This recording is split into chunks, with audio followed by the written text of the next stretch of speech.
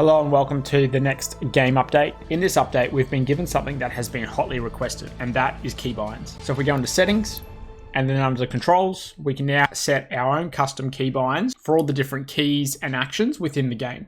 So if we quickly go through the different control keybinds that are available to us, we have the camera, so all your various forward, back, left, right, up and down. So your ship orders, one thing to note, clearing, heading and roll, I don't think it ever had a keybind before, so this is new. You can put this on your ship, make it your own.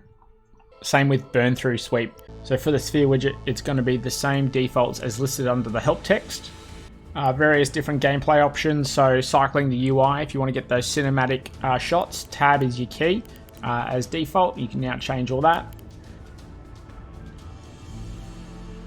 Your active pause, which is found in accessibility, and then the various different keys. So one thing I didn't know is that you can actually look through your weapons on the ship using the point of view camera. I think that used to be I think that was previously in the game, it wasn't apparent.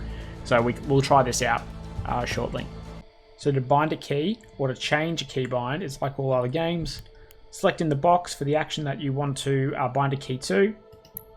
A pop-up will occur and it'll ask you to depress the keys that you want for this keybind. In this case, I'll go G. Then it will accept your keybind. You can also do multiple keybinds. This is done by pressing and holding both keys at the same time. So I've used H and G to clear my heading roll. So if you enter a keybind that's already been selected in this list, it'll appear red and you'll be unable to save and apply before leaving this screen, prompting you to make the change to something else. So we said we'd see what the camera angle looks like. If I select my ship and press P, then I can now see my turret. So by using my two square brackets, I can cycle left and right and through all my various different options. So if I press P again, I leave that mode and I'm going to fire on this track. Firing on that target. And there we see that my front guns are firing and you get this sort of cinematic shot.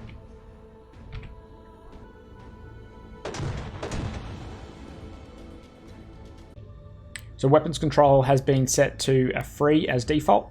So remembering that the weapons control free means that if your ship is fired upon after about a 15-second delay, then your ship will return fire with guns as well as jammers.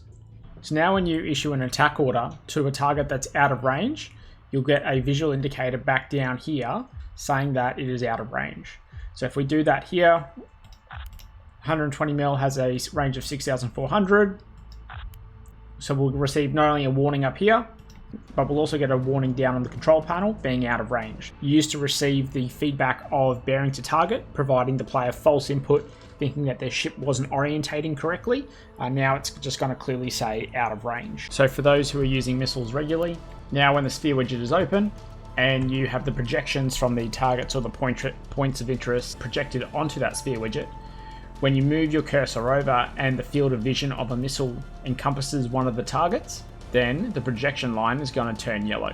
So this is a great visual indicator to make sure that when you're firing a missile, you're actually encompassing the target within the field of vision of the seeker of the missile that you're firing.